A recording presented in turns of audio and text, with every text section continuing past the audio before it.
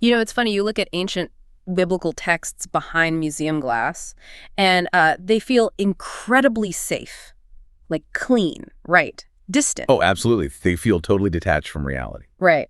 You read a letter written 2,000 years ago, and it feels like this academic exercise, something purely theological that has absolutely zero bearing on, I don't know, what you are going to put in your grocery cart later this afternoon. Yeah, that's the default setting for most people when they approach this stuff. But the second you step into the actual visceral streets of first century Corinth, you know, the moment you realize how they handled the very same cuts of meat you buy at Safeway today, that museum glass just shatters. It really does. It forces a confrontation with the text that, frankly, a lot of modern readers just aren't prepared for. Mm. I mean, when you stop looking at the Apostle Paul's letters as like abstract spiritual poetry and start looking at them as boots on the ground logistical manuals, the implications are immediate.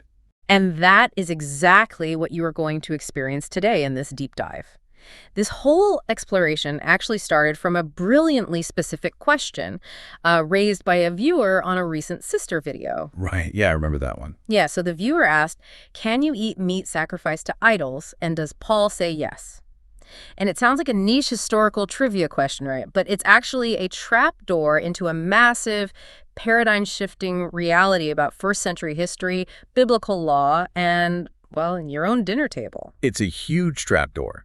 Because the modern assumption, almost universally, is that Paul used his letters to abolish the old dietary laws.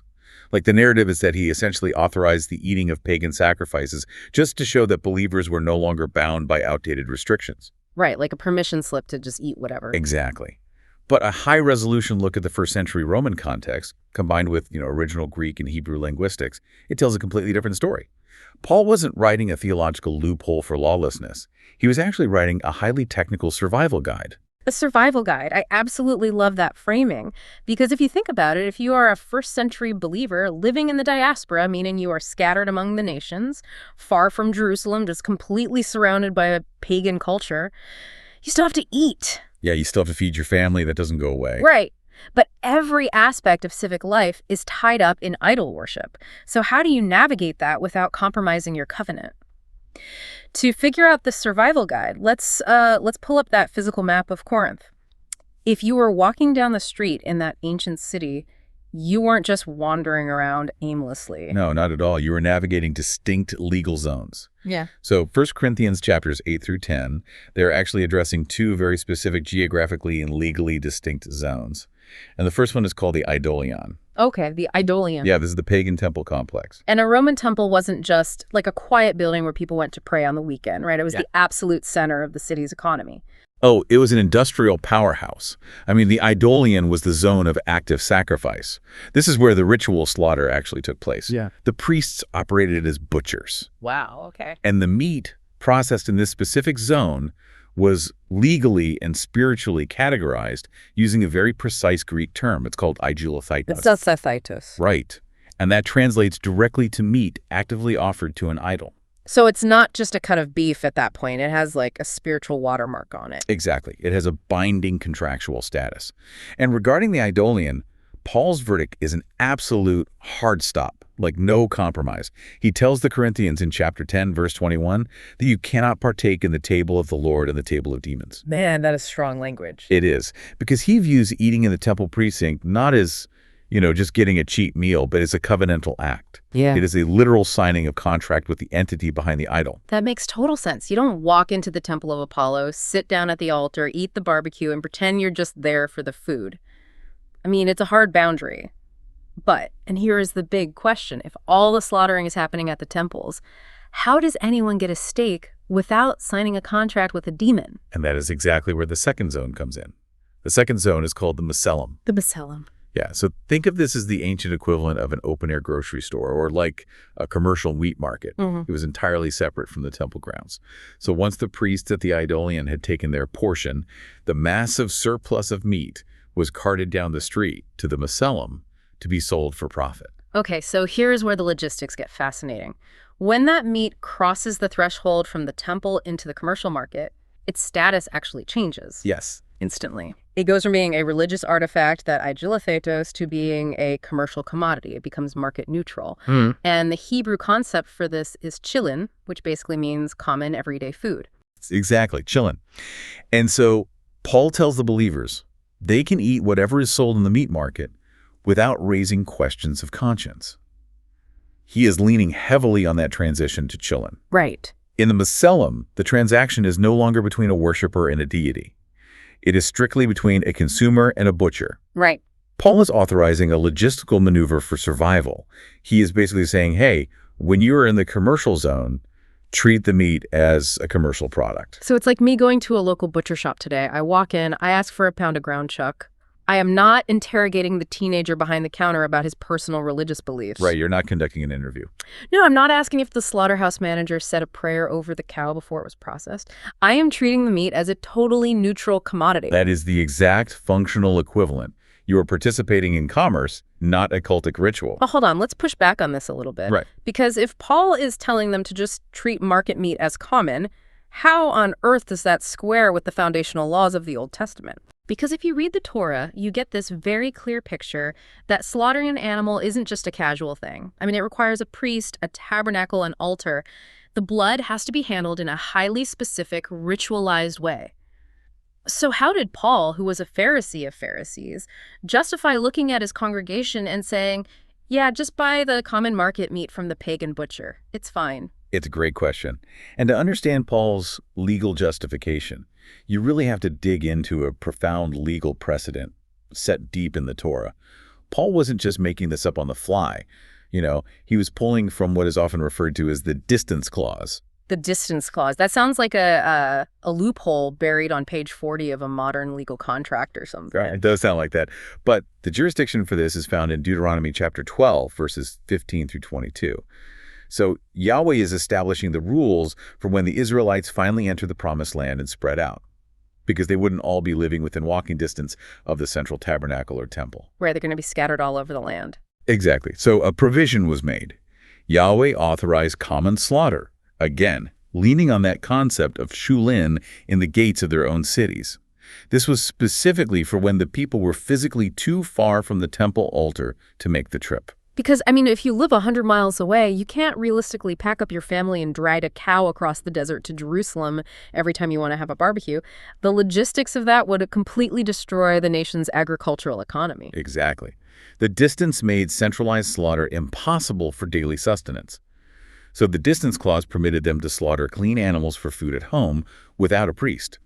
But, and this is key, the Torah makes a fascinating linguistic and biological distinction in this passage to explain how this works. It actually divides clean animals into two separate categories. Okay, let's break those down. What are the two categories? So the first category is behema. Behema, okay. Yeah, these are domesticated livestock. Cattle, sheep, goats. These are the animals that can be brought to the altar for a covenantal sacrifice. The second category is cheya, which refers to wild animals like the deer or the hart. Wild animal. Right. And the deer is biologically clean. It has a split hoof and chews the cud, meeting all the requirements of Leviticus 11. It is tahor. But it is strictly for common consumption. You cannot bring a wild deer to the altar to be sacrificed. Wait, why not? If it meets all the biological criteria for being clean, why is it banned from the altar? Because the altar requires a very specific dynamic of ownership and submission. A sacrifice has to be an animal that belongs to you, one that you have invested labor into raising, and crucially, one that naturally submits to its shepherd. Oh, I see. Yeah, this domesticated submission actually foreshadows the voluntary submission of Yeshua, who is constantly referred to as a lamb led to the slaughter, not like a wild animal dragged to the altar. Man, that paints an incredible picture. Just imagine trying to lead a wild stag into the temple courtyard. I mean, it would be pure chaos. It bucks, it kicks, it flees, because it inherently belongs to the wild. It belongs to the creator, not to the farmer. It is fundamentally untamable. Exactly. Therefore, it is perfectly clean for food, but entirely disqualified for the altar. It has absolutely no ritual capacity. And this is the exact legal precedent Paul is utilizing in Corinth. He treats the commercial meat in the Roman Macellum exactly like the heart of the wild deer. So Paul is looking at the believers in this pagan city, and he's basically saying, look, you are far from the temple in Jerusalem. You are living under the distance clause. When you go into the market, treat that cut of beef like you would treat a wild deer you hunted in the woods. It's a clean species, but it has zero sacrificial validity for you. It's just food. Just ensure the blood is drained, and you can eat it in your own gates without needing a Levitical priest. That's it exactly. He is applying ancient agrarian jurisprudence to a first-century urban crisis. The legal framework of Deuteronomy 12 is what gives the Corinthian believers the logistical freedom to actually survive. But, this brings up a massive point of confusion, and it's arguably the biggest stumbling block in modern theology regarding Paul. Because people read these letters, they see Paul giving permission to eat meat from the market, and they conclude that the distance clause means, well, all the rules evaporate. Right, they take it way too far. The thought process goes, we aren't in Jerusalem, the temple was destroyed, we're far away, so the dietary laws are gone, past the pork chops. Like, did Paul use this concept to abolish the actual biological categories of clean and unclean food? The historical and textual evidence firmly rejects that interpretation. I mean, firmly. The distance clause only changes the location of the slaughter and the ritual status of the meat, making it chillin common. Okay, so it changes the location and status, not the definition of food. Precisely. It does not alter the biological definition of what the Creator categorized as food in Leviticus 11. The baseline requirement that an animal must be a clean species remains absolute. And the most compelling proof of this doesn't even come from Paul, but from Peter. Oh, right. You're talking about Acts chapter 10, the famous vision where Peter is on the roof, he's hungry, and like a sheet comes down from heaven filled with all sorts of animals. Yes. And context is everything here. This event happens a full decade after the crucifixion and resurrection. A decade. Peter looks at this sheet. A voice tells him to kill and eat, and Peter famously responds, I have never eaten anything common or unclean. Wow. 10 years after Yeshua ascended, the chief apostle is vehemently stating that his diet is strictly, flawlessly kosher. Think about the forensic weight of that statement. Like, if Jesus had actually abolished the dietary laws during his earthly ministry, if he had told his disciples that pigs and shellfish were suddenly on the menu, Peter would not be boasting a decade later about never having eaten them. He would have been eating bacon for 10 years. Exactly. The fact that Peter is horrified by the command to eat proves that the baseline biological laws were still completely intact. To understand what the vision was actually communicating, you really have to look at the Greek terminology. Because modern theology often conflates two distinct words that Peter and Paul use very, very carefully. And the first word is akathartos. Okay, and what does akathartos mean in this context? So akathartos means unclean by species. This refers to the actual biology of the animal itself. A pig, a vulture, a crab. These are akathartos. They are biologically barred from being considered food by the Torah. They're designed as ecological scavengers, not human sustenance. Right. They aren't on the menu. They aren't even categorized as food. So what's the second term? The second term is koinos. Koinos. Yeah, and this translates to common or defiled by association or tradition. This refers to an animal that is biologically clean, like a cow or a sheep. But its status has been rendered common through, external factors. External factors, like what? Well, for example, the Pharisees argued that eating a clean cow with unwashed hands rendered the food koinos, which is a debate you see clearly in Mark chapter 7. Or, more relevant to our deep dive, a clean cow sold in a pagan market could be considered koinos by strict traditionalists. Okay, let me make sure I'm tracking the difference here, because this feels like the hinge everything turns on. Akathartos is about the physical biology of the animal. A pig is akathartos. But koinos is about the ritual state or the social association of an animal that is already biologically clean. Is that right? That is exactly right. So when Paul is writing to the Corinthians about navigating the meat market or eating at an unbelieving neighbor's house, he's exclusively addressing koinos. He is dealing with market logistics and social anxieties regarding clean animals. He is never at any point addressing akathartos. The idea of eating an unclean species was just entirely off the table for a first-century Jewish believer. Okay, so let's apply that to the scenario Paul brings up in 1 Corinthians 10 about the neighbor's table.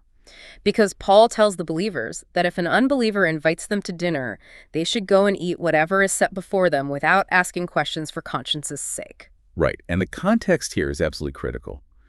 The baseline assumption, really, the unstated premise of the entire conversation, is that the food being served is biologically clean. Ah, okay. If the neighbor serves a roasted lamb, you eat it. You do not interrogate the host. You don't ask for the butcher's name. You don't ask if the butcher goes to the local temple. And you don't ask superstitious questions about whether, a pagan prayer might have been whispered in the market. You treat the lamb as chulin, common food, and you just enjoy the meal. And this is where the modern interpretation falls apart. If that same unbelieving neighbor sets a roasted pig on the table, the situation completely changes. You don't sit there and say, well, Paul told me to ask no questions for conscience's sake, so I guess I have to eat this ham. Yeah. The command to ask no questions doesn't apply, because you don't need to ask questions about a pig. The pig is the answer. It is akathartos. The biological reality of the animal always overrides the social etiquette of the dinner party. Always. Man, trying to use Paul's letter to justify eating a ham sandwich is like someone serving you a plate of gravel at a dinner party. That's a great way to put it. Just imagine sitting there staring at a pile of rocks on your plate, and when you look confused, the host says, hey, Paul said don't ask questions for conscience's sake, just eat it. You would look at them like they were insane. Gravel was never classified as food to begin with. You cannot apply a logistical rule about social grace and market neutrality to something that isn't biologically categorized as food. No, you can't. The Ask No Questions clause was designed as a protection against paralyzing superstition. It was meant to keep believers from becoming ascetics who were too terrified to eat anything in the city because they were obsessed with tracing the invisible spiritual history of every carrot and every cut of beef. It was a shield against paranoia, not a license to violate the biological laws of the Creator. Okay, that makes the baseline incredibly clear. Step 1. The species must be clean. Step 2. If the history of that clean meat is unknown, you treat it as a neutral commodity. But this naturally leads to, honestly, the most intense part of this deep dive. What happens when the unknown history suddenly becomes known? This is where things get very serious. Let's go back to that dinner party. The host serves a beautiful, biologically clean lamb roast. You're about to take a bite, asking no questions, when the host proudly announces, I offer this meat in honor of Zeus. Or, to pull this into the 21st century, you are at the grocery store looking at a clean cut of beef, and it has a very prominent halal sticker on it, explicitly declaring it was slaughtered in the name of another deity. What then? The moment that label is applied, whether it is a verbal declaration at a dinner table or a printed certification in a modern supermarket, the logistical freedom of the market violently collides with a hard covenantal boundary. The meat instantly ceases to be market neutral. Its status shifts in a millisecond. It does. The Greek terminology changes immediately. It is no longer chulin or common. It becomes alasgoma, which means polluted, or betaligma, which translates to an abomination. The moment the association with another deity is made known to you, the apostolic command to flee idolatry engages. It completely overrides the permission to eat. You are commanded to abstain. Now, I can hear modern believers pushing back on this. The common argument today is, well, I know that Zeus isn't real. I know that idols have no actual power. My conscience is strong. I know there is only one true God. So why does a sticker or a verbal dedication matter? It's just words. I'm going to eat the halal steak because my faith isn't shaken by a piece of paper. Why is the biblical reaction so severe? To really grasp the severity, you have to understand what we call the internal temple protocol. And this concept is rooted in a specific linguistic choice Paul makes in 1 Corinthians 6, verse 19. He tells the believers that their body is the temple of the Holy Spirit. Right, and we hear that verse all the time. I mean, it's on bumper stickers. It's usually quoted by someone trying to justify a new diet plan or like a gym membership. We've completely reduced it to a secular metaphor for physical health. We have totally sanitized it. Yeah. But in the first century, it was a terrifyingly literal architectural reality. Paul does not use the Greek word hieron when he calls the body a temple. Okay, explain the architecture there. What is the hieron? So the hieron refers to the entire temple complex. It encompasses the outer courtyards, the public gathering spaces, the porticos. It is sacred ground, certainly, but it is broadly accessible. Anyone can walk into the hieron. But Paul deliberately avoids that word. He uses the word naos. The naos. Yes. The naos is the inner sanctuary. It is the literal Holy of Holies. It is the specific, highly restricted, intensely guarded room where the presence of Yahweh actually dwells. I mean, only the high priest could enter the naos, and only under strict conditions of purity. Wow, so Paul isn't telling you that your body is the church parking lot or the fellowship hall. He's telling you that your biology is the room containing the Ark of the Covenant. Exactly. And because your body is the naos, the act of eating undergoes a profound transformation. It is no longer just a secular process of consuming biological fuel for energy. Eating becomes functionally identical to a priestly service. In this covenantal framework, your stomach is the altar of the new covenant. Man, let that sink in for a moment. Your stomach is the altar. If you truly internalize that, the stakes of every single meal you eat absolutely skyrocket. The first century believers understood this on a visceral level. You have to remember, many of them suffered from what we could call post-pagan stress disorder. Oh, wow. Yeah, they had just been pulled out of these dark, manipulative, demonic cults. They knew exactly what went on in the Idolion. They knew the rituals, the blood, the dedications. They weren't being paranoid legalists when they checked their food. They were traumatized and they were fiercely protective. Right. To their minds, taking a piece of meat that had been explicitly, verbally dedicated to a demon, a daimonion, and intentionally bringing it into the naos of their body was an act of profound spiritual violence. It was seen as forcing the Holy Spirit to literally share a table with a demon. It was a biological abomination of desolation. So when Paul says, "You cannot drink the cup of the Lord and the cup of demons," he is speaking with literal architectural precision regarding the naos. You cannot mix the holy presence of the Creator with the demonic dedication inside the same biological vessel. Yes, absolutely. If the meat carries a sticker, a certification, or a verbal dedication declaring it belongs to another god, consuming it is a direct covenantal violation. The strong believer does not eat it to boast about their theological freedom. The truly strong believer abstains to fiercely protect the sanctity of the naos.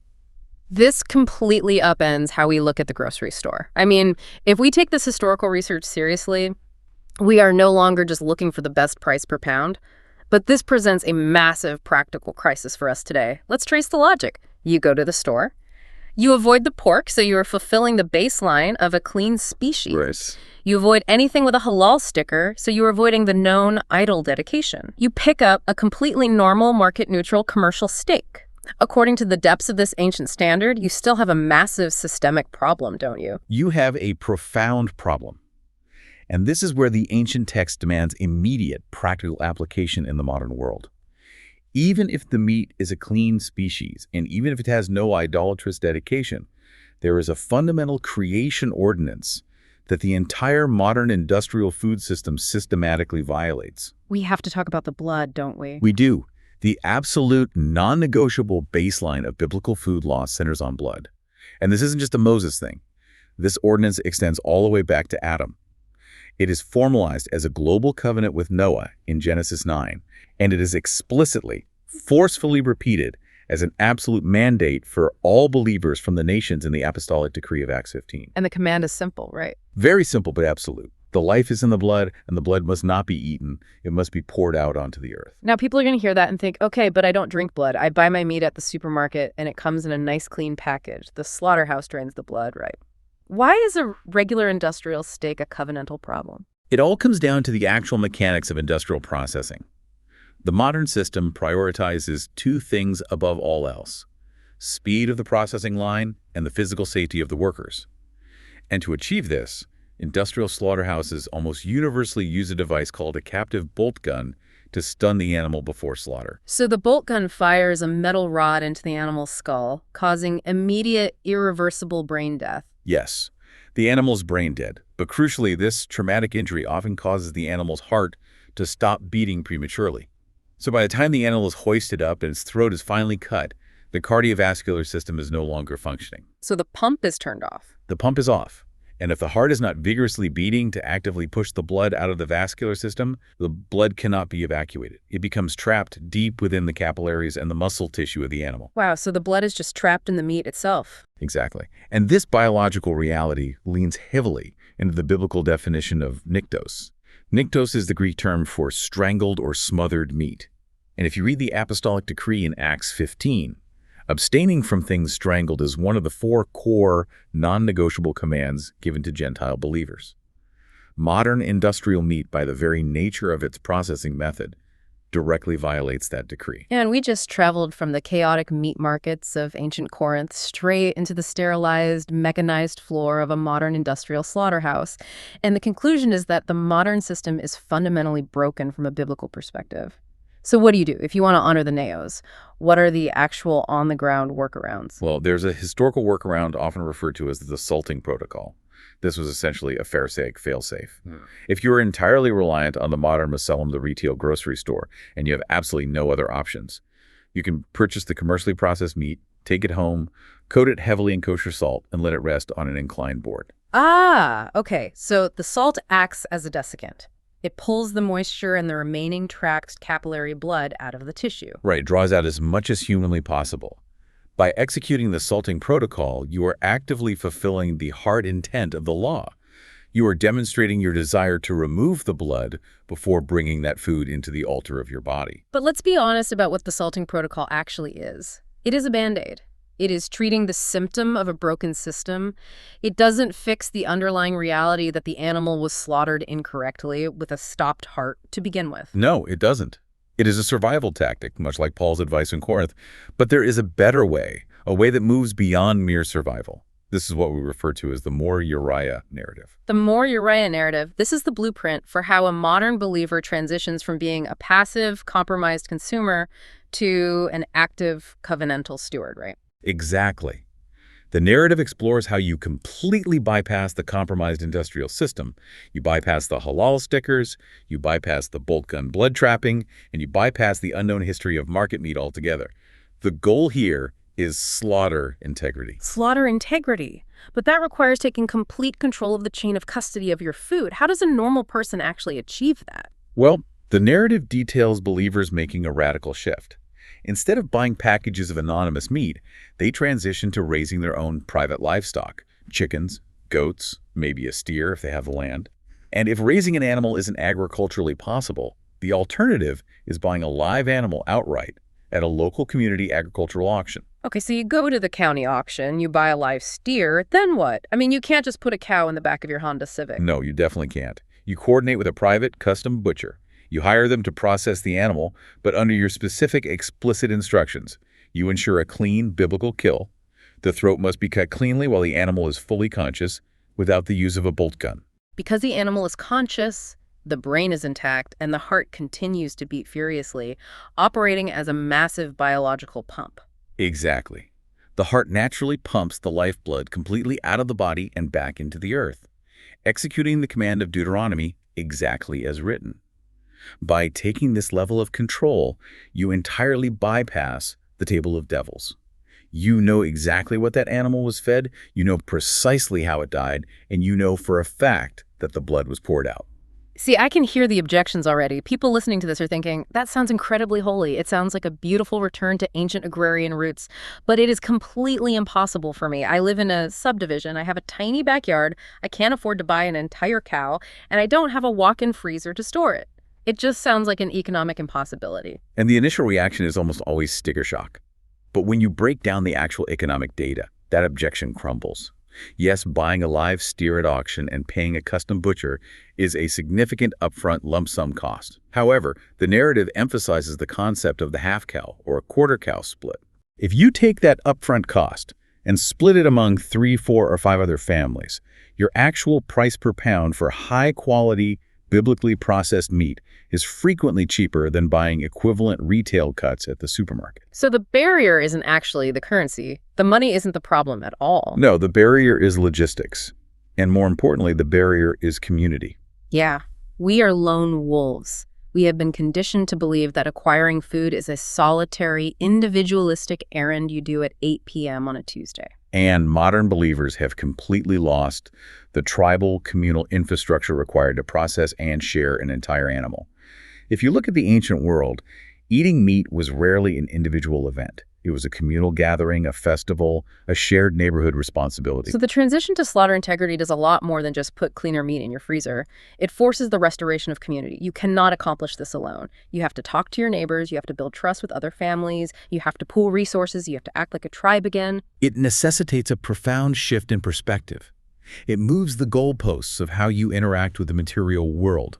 You transition from asking the absolute minimum, what can I get away with eating without technically sinning, to asking, how can I maximize my stewardship of this creation? You're moving from the floor to the ceiling. Exactly. We call it moving from the Corinthian floor to the kingdom ceiling.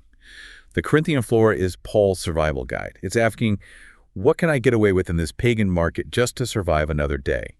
But the kingdom ceiling is asking, how can I implement a system that honors the Father's standard of life and blood with absolute excellence? And stepping out of the industrial system to source your food communally is the roadmap to reaching that kingdom ceiling. Let's pull all of these massive threads together and deliver the final verdict on our original mission.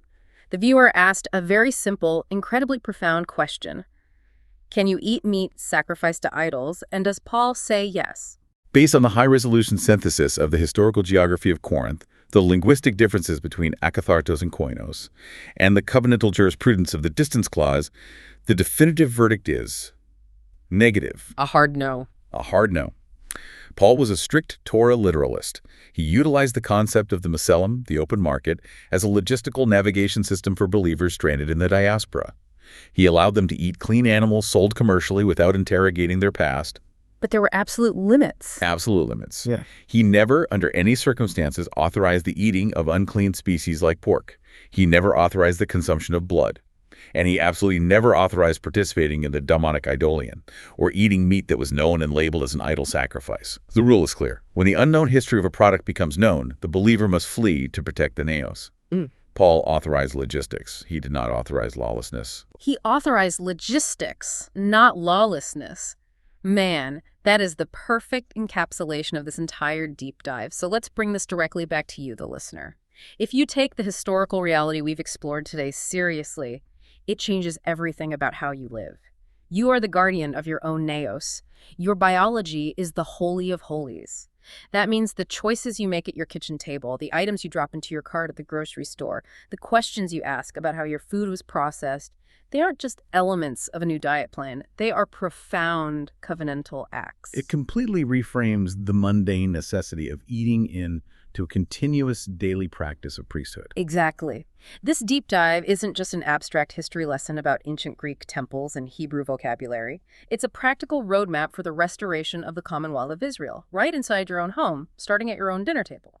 But before we go, I want to leave you with one final thread to pull, something to really chew on that takes this concept of the Naos even further. Because if the physical standard for the altar is this rigorous, the implications for the non-physical aspects of our lives are staggering. Think about it. If Paul's standard dictates that your very biology is the literal Holy of Holies, and you must rigorously, ruthlessly vet the physical food you bring into it to ensure it isn't polluted by the systems of this world or dedicated to foreign gods, well, what does that mean for the media, the entertainment, and the digital consumption you allow to pour into your mind every single day? It demands an immediate audit of everything we consume. If you are willing to go to these incredible lengths to protect your physical altar from idolatry, worrying about halal stickers, investigating captive bolt guns, coordinating with neighbors to buy a steer, are you simultaneously leaving the spiritual gates to the Naos wide open every time you unlock your screen? Remember how we started this deep dive? We talked about shattering the museum glass. Well, the glass is broken. The blueprint of the ancient temple isn't just a map of a ruined building in Jerusalem. It's an X-ray of your own life. The question is, now that you can see exactly what is resting on the altar, what are you going to do about it?